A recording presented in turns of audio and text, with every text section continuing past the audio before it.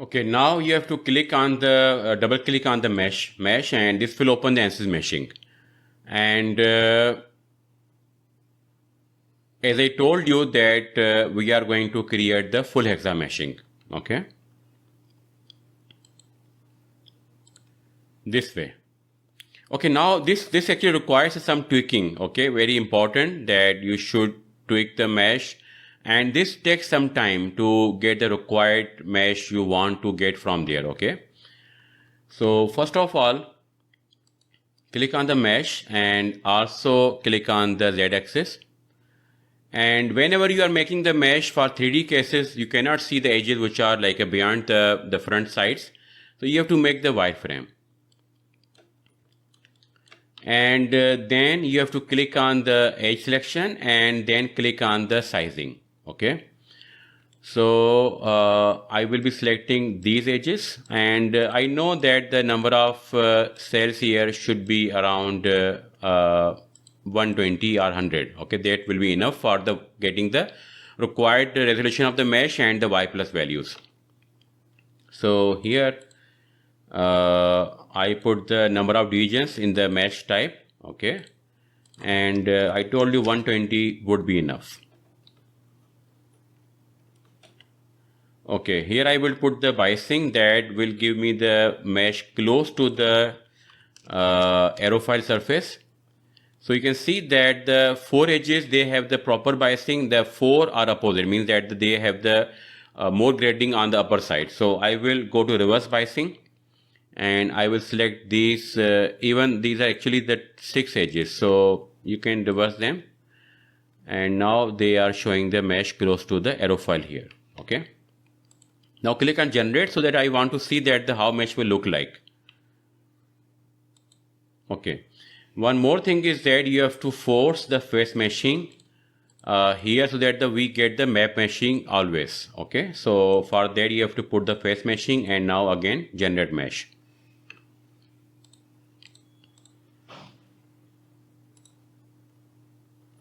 Okay, I just want to see the first cell height. So in my point of view, if I zoom the geometry up to here, I should not be able to see the first cell. Okay, so it means that this will give me the Y plus value very, very large. So right now we don't have any method to select the first cell height in the Ansys meshing. So I'm going to work with the bias factor. So in my point of view, 20,000 will work very well. Okay, so for larger edges, like a higher value of the biasing factor will work very well. Okay, and for smaller edges, small factor. So let's make it 10,000. We are getting some issues in the mesh generation.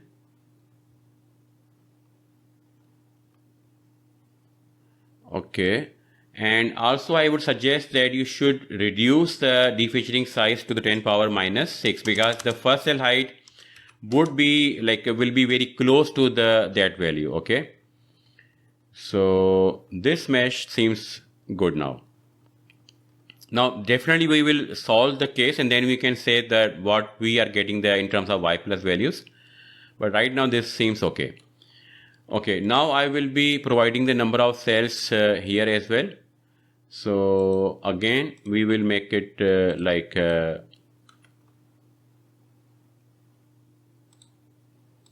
the wireframe and the sizing, and here again I will be putting the number of cells around 120. So same thing, we will use the biasing and let's put the 5,000 here. Okay, again generate the mesh.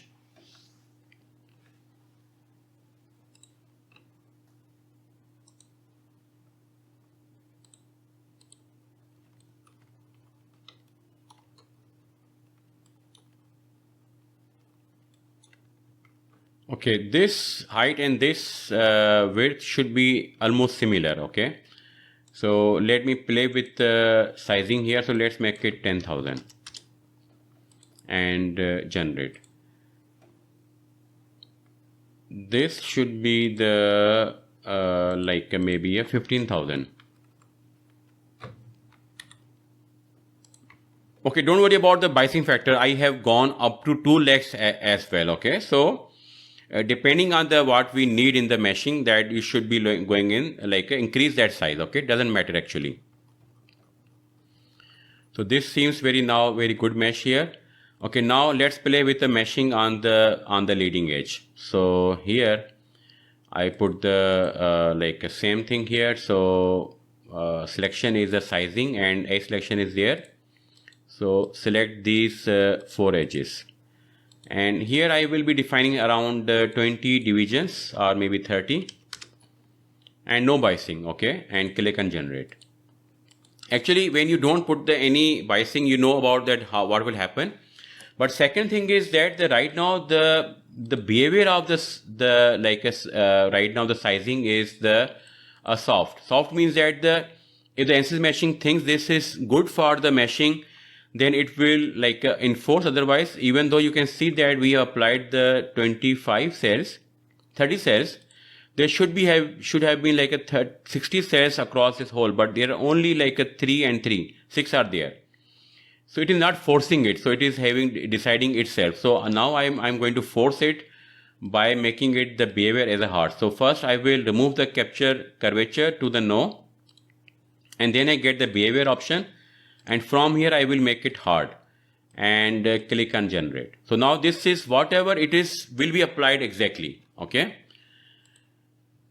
Okay, so you can see now I will apply the sizing again, and this time I will choose my top and bottom surfaces. Okay, apply, and here number of cells I would be going to apply like a 200 divisions on the top and bottom. Okay, again we are not making it a hard behavior, but we will see that what will happen. Okay.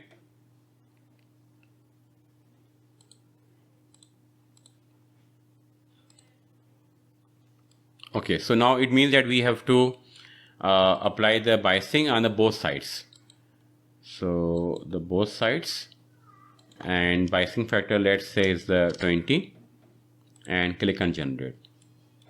Because there are many cells already, so if you put the biasing factor like a 20,000, this will like refine the mesh too much, and we will be getting the very small cells, but it should be like comparable. Okay, so now from here we can see that 50 should be at least there.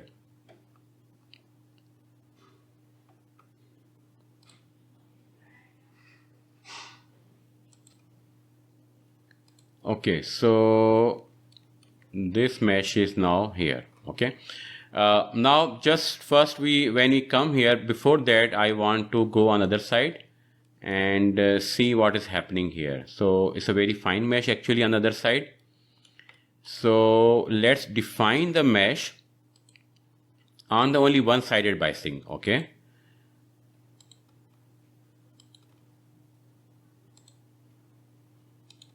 so I'm reversing the biasing on this side and click on generate.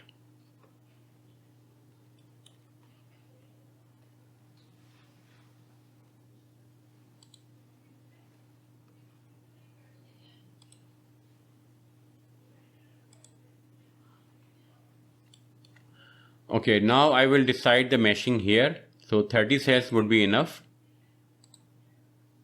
here and here.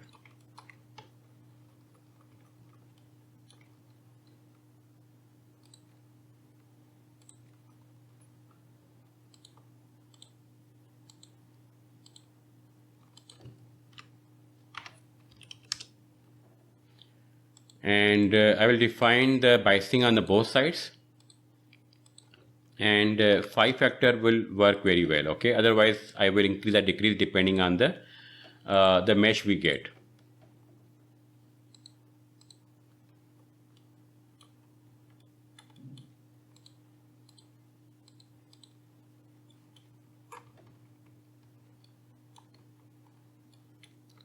Okay, so check the biasing here and let's make it like a 500.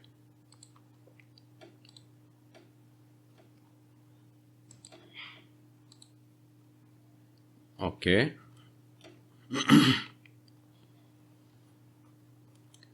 Okay, here I can play with the sizing here as well. So this sizing I can change it to the 15,000.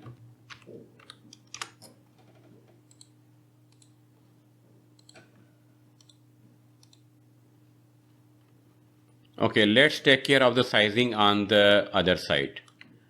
So this is like it is making the issue. So what I can do is that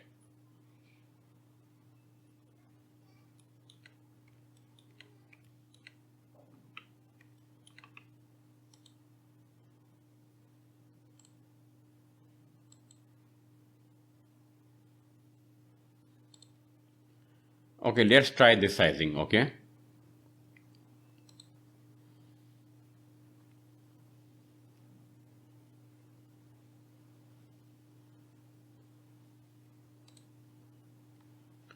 Okay, let's try to delete the edge sizing here. For a time being, maybe you can, yes, delete and click on generate.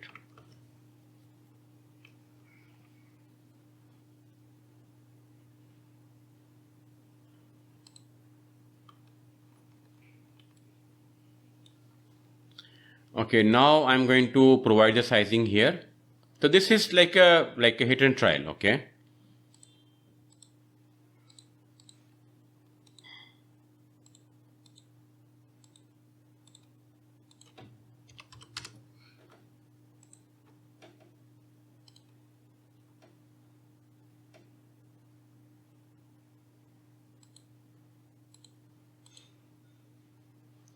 Okay, let's make it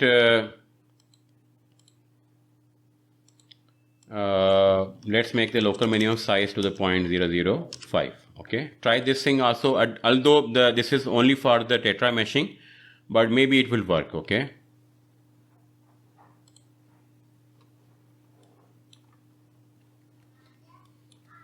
It works somehow. So let's play with this thing. Okay.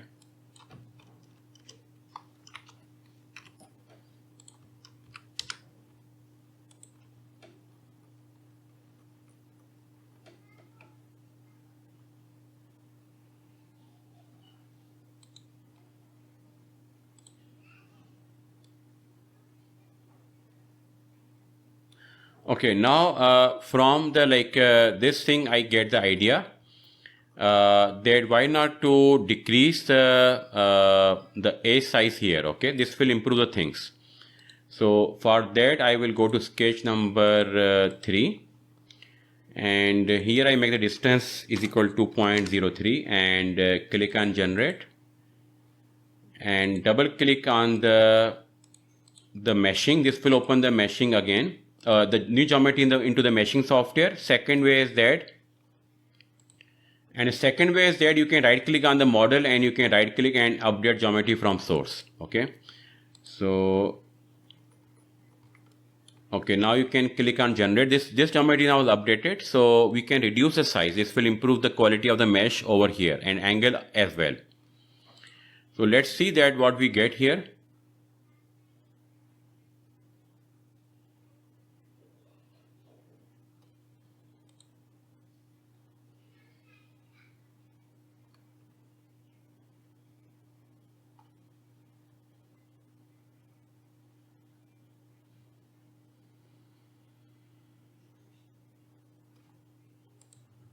Okay, so after a lot of settings, I have let me show you what settings I made, and still some settings are required to be done. So the first thing is that the face meshing, like it comes to later on or first, doesn't matter. So I put the sizing of 150 divisions here. And separately I put the 150 divisions on the top side. Okay, and that I made as a hard. So I want that this should be like a uniform meshing on these outer edges, but on the inner side I want that this should take effect from the neighboring edges, and should be decided by the Ansys meshing itself that the how close the mesh should be on the two sides. So this is what actually it does, okay, and it did it as well. And this is that way. Secondly, I prescribe the sizing on these 10 edges, but I didn't put the sizing directly with these 10 edges on the 2 edges on the end. So the rule is, or the technique is that anything that you want to control closely, you have to put the sizing there, and then the other edges which are far away from that geometry, like aerofoil geometry is here, we need the fine mesh near to the aerofoil surface, so that we control. And the remaining ones which are far away from the main geometry, that we provide them separately. If we can if we don't give them, it still will apply the same meshing because the hexa meshing, but sometimes it does not apply, so we have to give the sizing there. So I am making it hard, and I also put the one biasing, and I put the biasing factor of 5 and 2 edges because they were showing the reverse biasing, means that they were refining mesh on the other side of the edges, so I put the reverse biasing, and that's all. Okay. Here I put the sizing again because this is close to this one side close to the aerofoil, and I put the biasing factor of 15,000 here, but the other side I put the biasing, but that is only a 5, so that I can have the smooth transition from the one block to second block. And then I defined the mesh on the trailing edge. This is hard, and but here we need to put the some a biasing here. So that biasing may be needed, but after looking at the mesh here, I think we need something here. So I will put some biasing here, but that is a very it's very small. Okay. So let's make the biasing of the double-sided and put the biasing factor of 5 will be enough. Okay. Okay, then let's go and see that this was defined here, and then the other side of the leading edge, I put the 20 and I made it hard, so it will be enforced as it is. And also I put the 20 size with the hard on the other side. So I keep them separate because maybe I want to control some sizing here, which I can do by putting the biasing here. So that's why it's a separate sizing. And on the span wise, I provided the 15 divisions, 10 will also work, and it's a hard and no biasing, uniform sizing will be there. And this is on all the edges. Okay, this is on all the edges close to the aerofoil or away from the aerofoil. Okay, so it doesn't matter actually. So everywhere, all edges we have provided the sizing there. And then the last one is on the same corresponding to the trailing edge, but this time this is hard and uniform sizing. So now just take a look on the sizing that we have. This is this biasing factor because it's a uniform sizing on the trailing edge block on the end of the outlet. These edges I provided the biasing so that I can have the uniform size across these two blocks, means same size across block, then it will increase the size towards the trailing edge. And the same thing is that here that I provide the sizing so that I can have the a smooth transition between these two ones. So if I provide the somehow some biasing factor maybe a 10, this may improve the meshing between these two blocks. So here's a small size and here's a bigger size. Here you can do anything you can change the sizing here, but right now I'm not changing it, but you can put the biasing factor and you can smooth out the mesh transition between these two blocks. And also with the way we define the meshing, it actually we didn't define any biasing on these edges, but it defined the biasing because it is taking effect from the neighboring edges. So the size is similar on the both sides, and so here size change was, it should be have been smaller, and the size change here should have been the bigger, very small. So you can see that that is also adopted. Okay, so now once again, last time we have to make the mesh, and let's see after making the small changes what we are going to get here. Okay, so it will take some time. Okay, so here you can see that we have the very nice meshing here. I think that we have the hard behavior and the biasing factor is 5, so it is not applied. So it means that we have to clear the data and then apply again. Then only then sometimes the meshing is like already there, it will not override that meshing. So we have to delete the mesh and again create the mesh, and then it will create the fresh mesh. So sometimes this happens. Okay, so anyhow, this is done. And if you take a look on the other side, this is also okay. Okay, now angle is like making some issues. So here, this angle and this angle, they are making issues in my point of view. Maybe you have some other idea. So here I'm going to change the angle from here. I will be putting the 12 degrees. And here I will go for the 7 to 6 degrees. Okay, click on generate. Save the project file. This is a very important thing. And then double click on the mesh cell here, or you can like directly go here, right click on the model A3 cell and click on the update geometry. Okay. And one more important thing is that I don't need any contact region. That's why I made the single part. Okay. So that should be deleted. We don't need any interfaces here. So delete that thing. Okay. Now click on generate. So this angle, actually I was talking about, this angle is now reduced. So one more thing that we can control is the distance, this distance from the leading edge, this distance, this line. So that I told you that right now we have, I think, 0.03 or 0.04, and if you feel that this should be like reduced, you can do it. And secondly, because there is a more curvature on the top side, I can suggest that this line can have some inclination, like maybe 2 or 3 degrees. So it can come here, maybe 5 degrees. So, and this angle can be like a little bit higher, and this angle can be a little bit lower. Okay, like right now it is. Okay. Now let's take a look on the meshing. This is done very nicely. The first cell height will provide me, I expect this thing that this will provide me y plus around 1. And mesh is also good. So let's see the overall characteristics of the mesh. Here the D feature size should be defined. This is already defined in the very beginning. You can check the quality, like in case of the aspect ratio. This should be less than 1000 for single precision solver. So right now it is like around, the maximum is 388. Okay, so this is a good thing actually. And you have the option that you can reduce the spin wise mesh here. So from the 15 you can make it like 10. Still you will get the aspect ratio less than 1000 for, this is for single precision solver. But if you are going for double precision solver, then you can have the mesh up to 10,000 in the boundary layer near the aerofoil, not in the free stream. Okay, that's why I'm opening up the mesh so that I can have the low aspect ratio in the far field where the flow is 2-dimensional actually. In the boundary layer, the flow is 1 dimension. That is it is gradient are changing only normal to the aerofoils or the body, whatever body it is.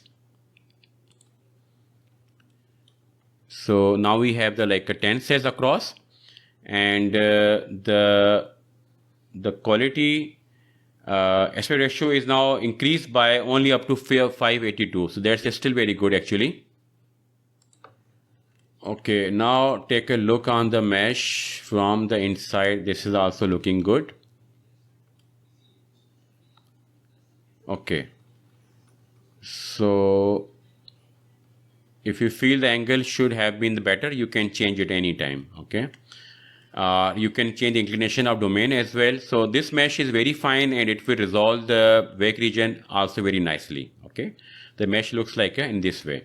Okay, the second quality aspect that is the most important is the orthogonal quality. This should be not less than 0.01, and anything above the 0.05 is desirable, minimum desirable, and anything above 0.15 is very good.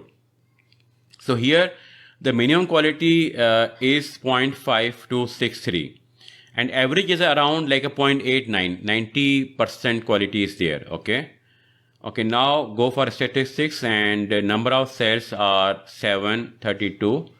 0.73 million. Okay. If you want to reduce, you can reduce the number of cells across the spinwheel direction, or you can change them here maybe. Here you can see that some like a change in the curvature is there, and that can be improved by if you make the smoothing to the like a high. So let's create the one mesh with a smoothing high as well. And also you can increase the angle. I think increasing angle will increase the quality of the mesh over here, and here decreasing angle will increase the quality. So that can be done. Okay, that can be done anytime. Okay. So here I will suggest that maybe you can make it like 15 to 16, 18 degrees, and this is okay.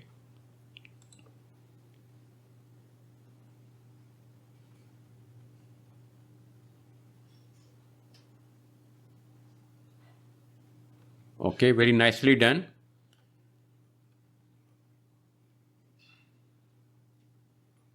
Okay, so now last step is that you can click on update, and this will write down the file for the Fluent if there's no errors, okay, or warnings. So from the message you can see the transition to Fluent was successful. Once again you can save the project file, and that's all. Okay, for the meshing this is all. Now let's work on the Fluent part.